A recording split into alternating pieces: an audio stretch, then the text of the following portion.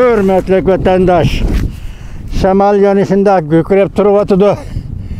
Şundaqda nime çare sözdeyimiz. Öyde zirikip kettikdağına. Tala tuz yaxşı.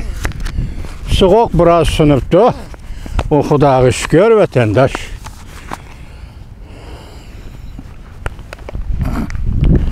Bugünkü leksiyalarımızı başlayımız hürmetli vatandaş. Leksiyada Sıdıqacı Rozi Washington'dan sözdeyimiz. Bugün Çiğistağ 2022 yıl 3. ayının 30. günü vatandaşım. Tünügüllati vaziyet doğrusu gep kılıp hazır Rusya Federasyonunun Taşkı İşler Ministeri Sergey Lavrov Beijing'e ziyaret kildiken dedik. Ve şunun keyinki haberlerine qaraymiz dedik. Bugün şu doğrudaki haberlerini sizlerge yetkizimiz, leksiyalarını sizlerge yetkizimiz. Bunun için de biz acaplanadigan. Çünkü bir işni siz kütmegen iş yüz berse bununla siz mi biz mi acaplanımız vatandaşım. Aşinasını bir vaziyet dep atap endi nime deyimiz deysiniz. Hazır Gubernatör Ma Shengruy Şinjan Uygur Abdunum rayını da Müstemlike Uyguristan'da bir özgürüş elip beriş ceryanıga kadem koyuptu. Fakat üzünün sözü boyunca Dovi Torbeti'nin ilan kılışı boyunca ben şunda hesapladım vatandaşım. Endi onu mu körümüz? Enandaki ahırda andın vakit yetişkende vatandaşla olan yanıla vaziyet ve muhakeme elip varmış. Bugünkü mavzumunda vatandaşım Şinjan'da yani Müstemlike Uyguristan'da yüz bergen 3 ay hukuk yürgüzgen geçenler hukuk yürgüzgen 3 ay içinde Ma Shengruy nime özgürlüğü hasıl kıldı. Mavzulu haber 3. ayının 29. günü Dovi Torbeti'de ilan kılındı. Haber bundan başlandı. Ma Shengruy'un sahneye çıkışı Şinjan Uygur Abdunum rayını üçün aytkanda, yani Müstemlike Uyguristan üçün aytkanda bir tarihi namoyanda bo'lishi kerak. Bunu Dovi Torbeti da'vatidir cuma. Şinjan'ın yani Müstemlike Uyguristan'ın ijtimoiy muqimliqini bir tarafdan aytkanda yuqori besimlik muqimliqni xalqaro jamiyat jamoat fikrining qattiq besimiga duch kelgan bo'lsa, bir tarafda aytganda yuqori besimlik muqimliqni qo'g'dash xalqaro jamiyat jamoat fikrining qattiq besimiga duch kelgan bo'lsa, yana bir tarafdan jamiyat muqimliqini qo'g'dash xizmatiga normadan tashqari pul xarjlashga to'g'ri keldi. Men ama cümlelerde hatalı iş kılıvatkanım vatandaşım ende yaş çoğaydı köz gitip kaldı değil mi? Közeynekten gradusum yetişmeydiğen bop kaldı. Şunlaşka üzerinden yazmalarında bazı çataklar çıkıp kalsı vatandaşlar. Bunun için beni afu kılışını ümit kılımın.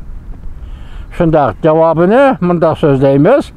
Halkara besimli duş kelgen bolsa, yana bir tarafdan jamiyat muqimligini qo'g'dash xizmatiga normadan tashqari pul xarjlashga to'g'ri keldi. Jumladan buning ichida Şinjan'da yani Müstemlike Uyguristan'da partiya hukumat amaldorlari, soqchilar ve qurolli soqchilar, hatta xizmat ustidagi organlar, shtatlik xodimlar kadrlarning qo'shkin dam elishidan voz kechishi talab qilindi.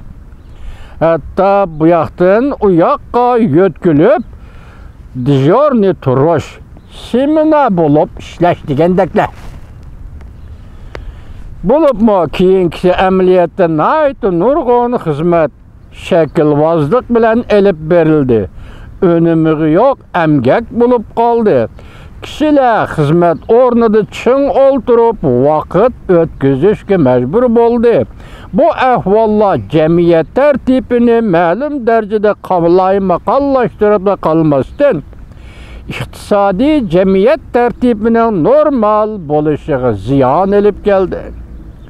Adam küçe, maddi köç, maliye küçe israf kılındı. Asası katlam hizmetçilerinin yükünü ağırlaştırıp etti. Salamet eğer ziyan saldı.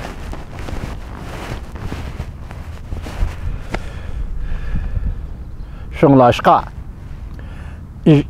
ictimai taratqularda qo'sh kun dam olishni, hatto bir kun dam olishni bo'lsa-mu asliga keltirish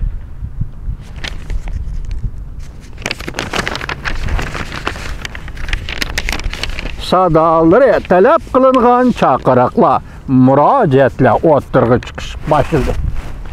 Uyg'ur xalq o'zlarining maqol tamsillarini bilasizlar-ku? O'chkiga jon qayg'usi, qassobga may qayg'usi deydi. Hozir bu Xitoy dam olish kuni bilan qapti. Dam olish kunimiz deb so'zlaydigan bo'lib qapti. Ko'rdingizmi?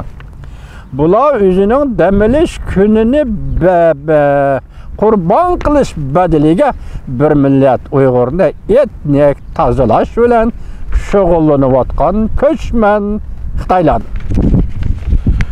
Talab qildigan chaqiriqlar, murojaatlar o'tirg'i chiqdi. 2021-yili xizmat burchini ado qilgan Chinchuango boshqa xizmatga o'tkazdi. Guangdong o'lkasining o'lka boshlig'i Ma Xingrui Xinjiangga, yana mustamlika Uyg'uristonga ma'muriyatga mas'ul bo'lib yetib keldi. Ma Xingruyning Tanapni bo'shatishi Xinjiangni, yana mustamlika Uyg'uristonni yuqori bosimliq muqimlikni qo'g'dash jiddiy kayfiyat ichidan qaytirib chiqishi. Diqqat vatandoshlar. Muqimlikni qo'g'dash jiddiy kayfiyati ichidan qaytirib chiqishi Xinjiangni barliq kishilarga normal Xinjiangni qaytirib berishi kerak bo'ldi va umid qilindi. Tushundingizmi? Yana bir o'qituvchi va buni anglab qo'ying. Ma Xingruyning Tanapni bo'shatishi, Xinjiangni yuqori bosimliq muqimlikni qo'g'dash jiddiy kayfiyati ichidan qaytirib chiqishi, barliq kishilarga normal Xinjiangni qaytirib berishi kerak bo'ldi va umid qilindi. O'zgarish ishchi xizmatchilar va mulozimlarning qo'sh kun dam olishini amaliylashtirish bilan boshlandi. Qo'sh kun dam olish yetib keldi. Xinjiangning yana mustamlik Uyg'uristonning kelgusi yana yiroqmi? Bintuvalik yozuvchi Wang Dahao orqa-orqadan maqola e'lon qilib, Xinjiangda mustamlika Uyg'uristonda yuz berayotgan ba'zi o'zgarishlarni oshkorladi. Ma Xingruyning g'ayrat, shijoati va dodilligini madhiyahladi. Urumchida ba'zi joylarga tekshirishga qulaylik bo'lsin uchun o'rinlashtirilgan oylanmishliklar elib etildi. Illinois'da asosan qatlam xizmatchilarining Urumchida rayonlar hukumat xodimlarining qo'sh kun dam olishi asliga keltirildi, deb yozdi Wang Dahao. Mushtaorda o'tgan bir leksiyada so'zildi-ku sizlarga. Bugun bu maqolaga bu so'zni yana bir qatim naql qilib ishlatibdi. Keyingisi to'g'risida Wang Dahao maqolasida mundaq ko'rsatdi.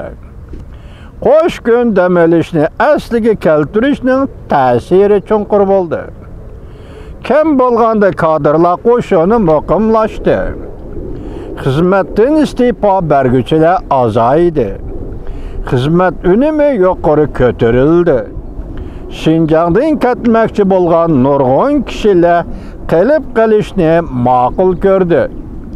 Xinjiangliklarning ichki o'lkalarda o'qiyotgan bolalari Xinjiangga abadiy qaytib bormayman demaydigan bo'ldi.